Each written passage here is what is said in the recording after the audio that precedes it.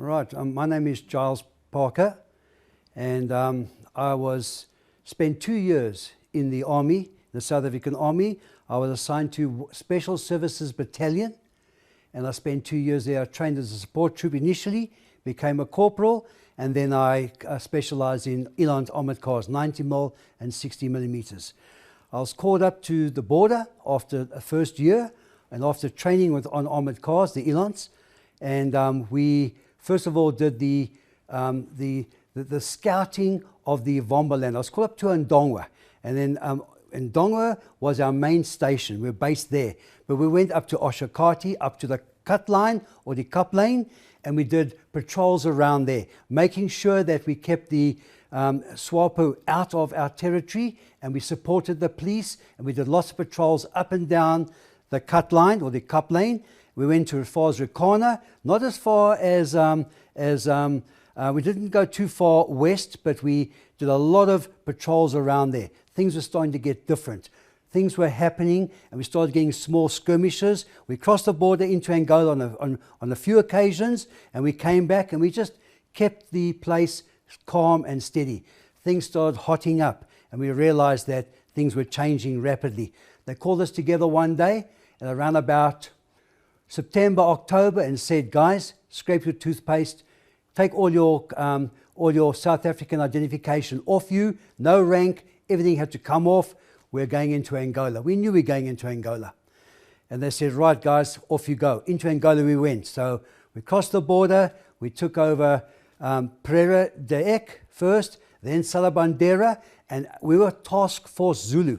And our task was to go to the west, down to the coast, and we took Moshamedis, small skirmishes, but skirmishes along the way. Then we went to Benguela, and then after Benguela we took Lobito, and then up north, and we just kept going north to Nova Redonda. As we progressed north, it got tighter and tougher, and they were starting to regroup because they would just run. We would get into a town and they would shoot at us, we would shoot back, we never ever retreated. And they realized these guys are serious, and then most of the time they ran away. But we were forcing them back north all the time as we were on our way to Luanda, and they were getting stronger. They just had to regroup, and they were more and more regrouping. And as we got deeper and deeper into Angola, we did probably 2,000, 2,500 kilometers into Angola up to Nova Redonda. Then we hit problems there. What they did was they regrouped and they blew the bridges. We could not get across the river Cueve, which is 15, 20, maybe 40 kilometers north of Nova Redonda. We were stuck. We couldn't get across there. We spent many days trying to find alternative routes, and that put us at great risk. We were going up mountains, down ravines. We couldn't cross that river, and of course, while we were doing it, they were hitting us with recoilless, with a lot of these red eyes, these 122mm missiles. They are frightening. If you've had a 122mm missile come at you, you can still hear the scream of those things coming over our heads and falling short. Luckily, they were shooting from too far distance, and the accuracy was terrible, but the noise, once you've heard those Russian red eyes come at you, you will never ever forget it. Anyway, we were trying to go across. We couldn't cross the river. We were stuck. The bridges were blown, and we were trying our best, and we were stuck there for many days. And then all of a sudden, we were called. They said, guys, let's get together. We've had a major contact at the bridge trying to cross the Cueve River. There's been a contact. We've lost some armored cars, and there's some people missing. Get together. So our whole troop, under Lieutenant Nicola, we were called together to understand and recognize the situation, what is going on. So we got there, and of course we went into a defense position, and I jumped out of my armored car to get the orders from Lieutenant Nicola. They said, guys, we've been, one of our troops, not our troop, another troop had been hit. One car was out of action. A lot of guys had scattered and they were missing, and there was one guy that they cannot account for, a guy called Gideon Orbis. He was a gunner of one of those armored cars, and he was missing, and we were tasked to go and find him, locate him, and bring him back. Remember, we had just lost Lombard. He was my first driver. He was taken by another lieutenant, and we just lost him in a contact at Ibo. And we thought, gee, he was missing. We couldn't find Lombard. But Gideon Obus was just recently hit. He would be lying there either injured or he'll be deceased. And we had to go and get him. So, of course, they said, well, guys, and I looked around and I saw all these other guys from those armored cars that were hit. They were like ghosts. They were shaking. They were scared. And you can understand their position. And they said, guys, we've got to go back. Who would like to go back? Well, nobody wants to go back when there's been a lot of trauma, a lot of firing, and there's potential death, and the armored car had been shot out. So, of course, everybody's saying, I hope it's not me. Hope it's not me.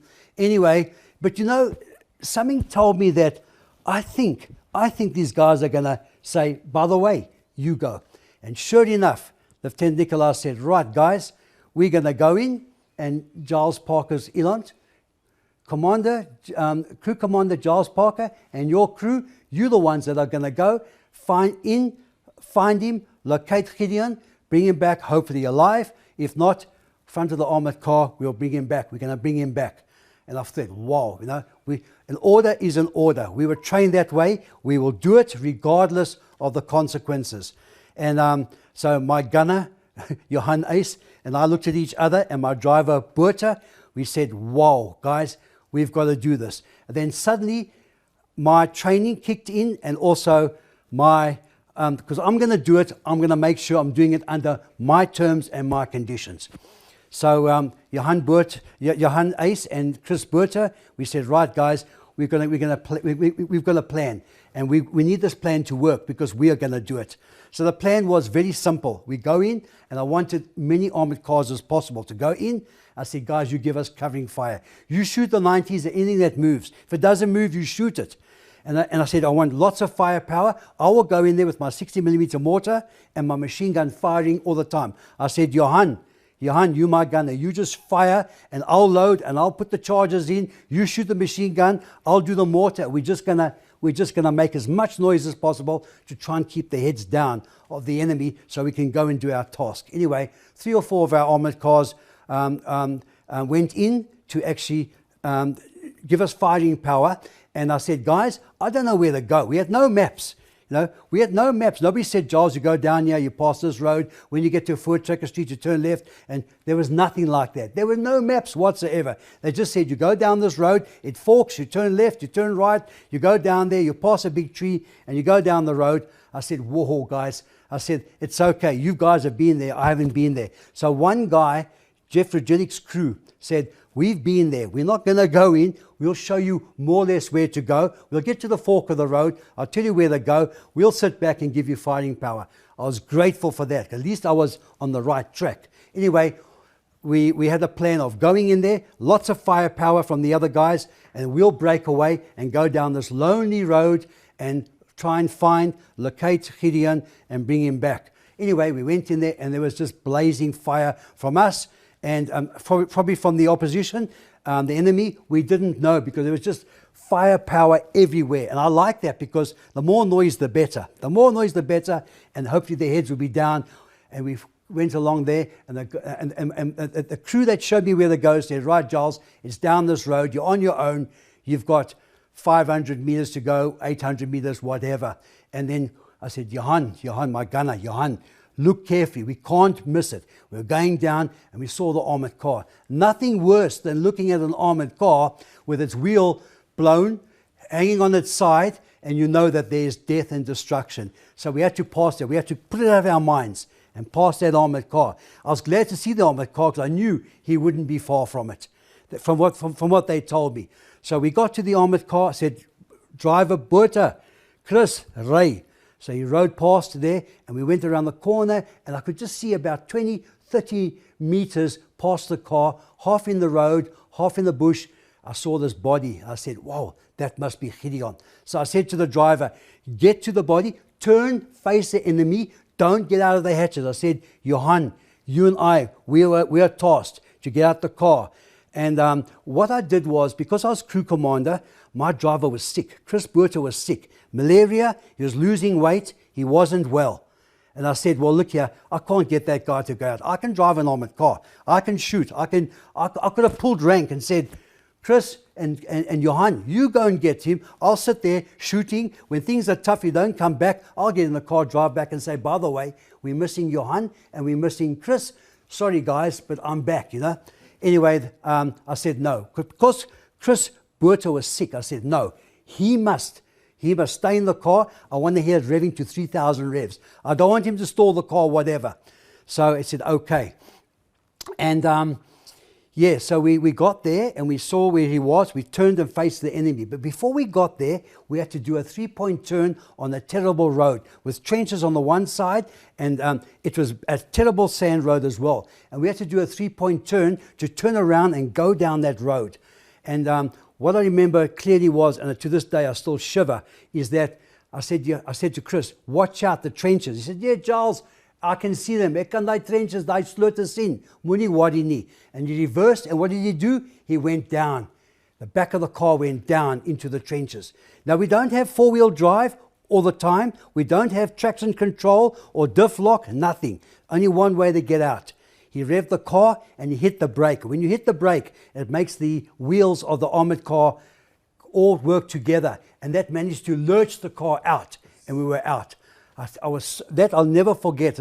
Anyway, we turned around and we went down. Now we found Orbis lying there. I said, turn the car, face the enemy, don't get out the hatch. That's how Orbis was killed. He got out of the hatch and they shot him, and the mortar, they could see him getting out, and they put the mortar there and the machine gun, and that's what took him out. We'll come back to that later. We faced the enemy, and I said, right, Johan, we're going to get out of the door. Now the driver sits there with the steering wheel, the door's over here. And to get out there, the gap is about that big. And so myself got out, and Johan after me through that gap, and we said, right, don't take weapons with, because what are we going to do with weapons? We've got to carry this guy. And we didn't realize the size of him as well, because I'm a small guy, and this guy was big.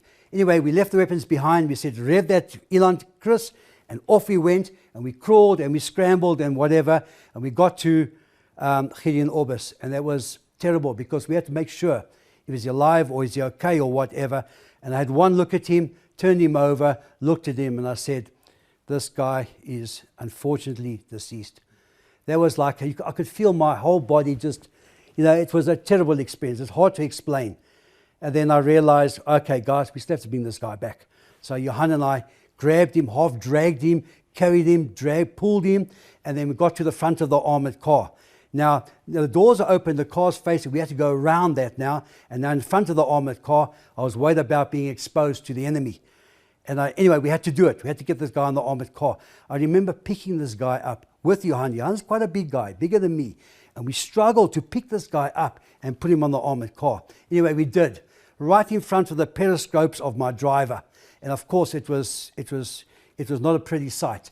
In front of the armored car, in front of my driver's periscope, and then Johan and myself, and there was just noise and explosions all over the show. And I said, whoa, now he's on the front there. You've never seen me. There was bangs going everywhere, and I got back in the armored car within seconds. The gap was that big, over Chris Buerta, the driver, and in the turret, and Johan did the same. We're in the car, we shut the door. I said, right, now we got a chance of surviving. Now we're going to get out of this alive. And I said, right. I said, Chris, ry die panzerkar so vinnig as moontlik. Get us back. And we went back and we passed that armored car again, and we passed some of our armored cars giving a bit of firing. And I thought, gee, the 90 mil is aiming and we come flying past. I said, just don't shoot when we're coming past, you know. And we got back, and we got back to our safe area behind enemy lines and so on, where the ambulances and all the people were waiting. And we got back, and I could see it was over with Gideon Orbis. And they gently took him off the car with dignity, laid him down, and took him away. And then I just wanted to be on my own, and obviously clean up the armored car afterwards. And all the guys congratulated us, you know, and they were very happy with what we did and so on. And I thought nothing of it. I thought, let's clean the armored car up. You know, I thought it was a great job. My driver and my gunner were impeccable. They just did what they were asked to do without any question. We were successful, and I thought, whoa, well done. We cleaned the armored car up and so on, and we moved forward because we were on the go all the time, every day. There was no holiday camps or whatever. We were on the go all the time, right from September, October, right until middle of January. We were on the go, flat out, and luckily it took my mind off the event. And then anyway, we finished the army, we flew back and so on, and I forgot about it. I went and I joined civilian life. I got a job immediately. I studied chemistry. I brought up a family. I have a beautiful daughter, and everything was great. And about 2 years ago, 45 years after the event, people were coming to me and saying, Giles, we need your story. I said, what do you mean my story? After 45 years, surely the guys have written stories. And they said, no, we can't get the story. We can't get the whole story of what happened with Task Force Zulu. I said, but surely, well, why ask me? Why not ask Lieutenant Nicola? Ask somebody else, Why are they not writing? No, people are not coming forward. They refuse to write the story. I said, in that case, I'll write the story. So it didn't take me long because it's all burnt in my brain. I don't have to read books or study it or whatever. So I said, right. So I sat down one day. 2 hours later, I wrote the story and I submitted it. They put it onto the Facebook group of Operation Savannah, the Facebook group, which is a wonderful platform. There's about 780 people on that group. And I put my story there and it came back, well done, excellent, salute, respect, blah, blah. Even the Orbis family said, respect, thank you. And I thought, wow, that's great. And then they published the story on Facebook, on the Facebook group, and then they started writing the Operation Savannah, the diaries, the troops' diaries, and it was published in that as well. And then one of the guys said, Giles, that story of yours, is that right? I said, it's as right as it was. What's the problem? Isn't that what somebody else has done? And I said, what are you talking about? Then they sent me all the information, the citations, the articles, the report articles. And I said, that's all wrong. That's all wrong. That's all wrong. And then I took it upon myself to correct the history and to correct the records. So I've got legal documentation stating that it was my Elan crew with Gunner Ace, Johan Ace, and driver Chris Buerter that did the recovery of Gideon Orbis. Not as it's been written in all the books, magazines, newspapers, and all the other reports. And so I've taken upon myself as a life's mission to change the records. And that's where I am to this day. Yeah. All right, so then after the recovery of Gideon Orbis, I was cleaning up the armoured car, taking the mortar out. One of the mortars didn't fire. It was still in the barrel. I had to take it out, make it safe. I think I even buried it to make sure it wasn't going to misfire again. I buried it, cleaned the armoured car, replenished the armoured car with the belts and so on. And the car was all clean and so on. And then I heard that there was a team of people that had gone back to that stricken armoured car at night. When it's quiet at night, they had gone back to the armoured car, and I heard that there was a few people that removed the machine gun and the steering wheel and a few bits and pieces. I myself was not involved in that, but I was there when they did. I don't even know who actually went back, but there was a team of people, 3 or 4. I think there was a Land Rover involved as well. I don't know the actual people who went back to recover the equipment and so on. All I know is they did it very quietly. There was no fighting because it's the middle of the night or late at night when it's dark. And yeah, I know about it, but I myself was not involved in getting that equipment out of that stricken armoured car. Lieutenant Nicola, he instructed me to do it. I obeyed the command. We did it. We were successful. We're very proud of it. But there was no congratulations or praise from our troop leader, Alex Nicola. He did, but that was for when Gideon Orbis got killed. Yeah, because he was in the car when Gideon jumped out and ran away. He was on his own now as crew commander, firing, shooting, and so on. The car was shot out. So he stayed there, emptied out the armoured car, later escaped and ran away. As a separate one? Yeah, I've got nothing to do with Van Rensburg at all, yeah. Goeiemiddag, my naam is Johan Ace en ek was deel van die 1B groep in Bloemfontein waar ons opleiding gehad het oorspronklik in 1974-75. was ek deel van die 2 jaar groep wat aangesluit het, vrywilliglik daardie tyd. En ons het ons grensdiens gedoen en gepatrolleer in die panser, normaalweg eland 60, eland 90, en toe is nadat in Angola ingegaan. En ek wil net bevestig met alles wat Giles gesê het. Dit was eintlik vir my so hartroerend om hom na al die jare te ontmoet het. Ek bedoel, ons praat van 47 jaar terug, en dis die eerste keer wat ons nou weer kontak gemaak het, en dit as gevolg van net 'n gewone Facebook, wat ek my so rukkie terug op Facebook gesit het. En as dit vir dit was, sou hulle my 10-10-1 nooit eens opgespoor het nie. Nee, dit was 'n moeilike tyd, veral as hy die skool het gekom het, jy is 'n gewone 18-jarige skoolseun of wat ek al, en iewers skielik is jy in 'n voldonge oorlog, kan jy sê, betrokke.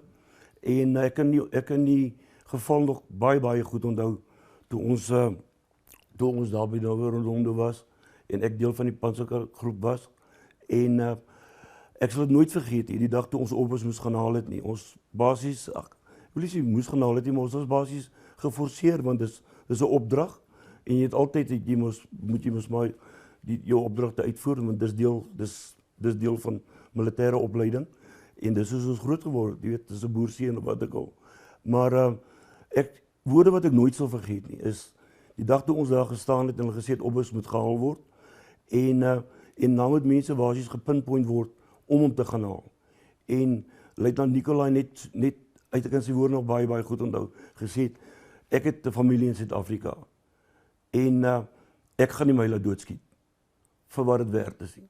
Ek het 'n familie in Suid-Afrika, en het gesê, Johan, jy as gunner, Giles, jy as die kroekemaner, en Botha, of wat ek al, ons sal vir julle soveel vuurdekking gee as moontlik, om oppas te gaan haal, en ek sal ook nooit vergeet nie, hoe ons maatjies, wat er saam met ons was, ons fisies met die hand gegroet het, en jy iewers skielik net, ou raak eintlik emosioneel, hoe jy besef het, dis nou dit. Dis dit. En wat se kans het ons eintlik, maar wonderlik, dis of 'n ou se verstand dit basies afsluit. Dis soos amper soos 'n robot. Jy registreer nie werklik in watter situasie gaan jy nou in nie, maar ons is daarin, en ek sal dit nooit vergeet nie. Toe ek oppas die eerste keer daar sien lê, en jy besef nie, hy's fisies dood nie, en toe's die panserkar omgedraai het, ek kan baie goed onthou, en ons by hom kom toe, en ek wil dit nie hard sien nie, maar toe kan ek sien die vliee en die bromme so goed is klaar rondom, want hy het al 'n hele paar ure wat hy daar in die son gelê het. Maar dit was moeilik om hom op te tel, en ek kan onthou, ons het sy voete nog so in die lug opgehang, so oor die panserkar, want ons is fisies, ons kon hom nie mooi neersit nie, op hy ditching plates gedeelte nie. Ek kon onthou, ek kon nog terugspring binne in die armekar in, toe kon ons ek kon nie die toning gedraai kry nie, want sy voete het nog so half en half in die lug opgekom, so oor die eland 60 se pyp, as ek dit so kan stel. Maar wat ek baie goed kan onthou, toe ons wegtrek, om te ry, terug te gaan, vir Botha en Giles die opdrag sê, nou moet ons move. Toe, ek weet nie of het 'n missiel was, en of het 'n 122 mal was, maar daar waar ons 'n paar sekonde teruggestaan het, toe is daar net so 'n groot gat geruk uit die grond uit, daar waar oppas gelê het. So hulle moes, op 'n manier, moes hulle seker hulle vuurwapens of wat ook al gezero het, wil ek amper sê, want hulle het geweet, een of ander tyd gaan ons kom, om hom te kom haal. En soos ons met hom daar uit, en prys die Here tot vandag, ek besef net altyd, daar is meer in die lewe voerend as dit is. 47 jaar later, en nou is nog gespaar. En jy kon net sê wel 'n oppas gewees het, of 'n Lombard, of die van ons maatjies wat die hoogste prys daar betaal het. Wat ek ook goed onthou, toe ons teruggevlieg is, en ons fisies opdrag gekry het, en basies gesê, trek terug, en ons ek dink is Waterkloof waar ons geland het, teruggekom het, kan ek goed onthou, baie goed onthou, hoe luitenant Nicolai 'n verklaring geskryf het. Ek kan nie onthou wat hy fisies geskryf het nie, maar hy het 'n redelike groot verslag geskryf, op wat daar gebeur het, of wat ook al die geval is. En ek dink dit het miskien te doen gehad ook, met die award of wat ook al, ek neem aan, ek verneem, dat hy een of ander toekenning gekry het, vir dit, maar ek neem hom nie kwalijk nie, hy was in beheer en dit was sy besluit op die einde van die dag, maar die woorde steek nog vas en sê ek gaan my nie hier vandag laat doodskiet. Ek het 'n familie in Suid-Afrika, net so, ek het nie 'n vrou en kinders gehad in Suid-Afrika, maar ek het ook nog steeds 'n ma en 'n pa en 'n broer en 'n suster en ander vriende gehad of wat ook al die geval is. En ja, dis wat ek kan onthou. Ek sê nie dankie dat Oudam nog gespaar kon bly om het te deel na al die jare en dat daar nog 'n paar van ons manne oor is om te sê hoe dit werklik daar was.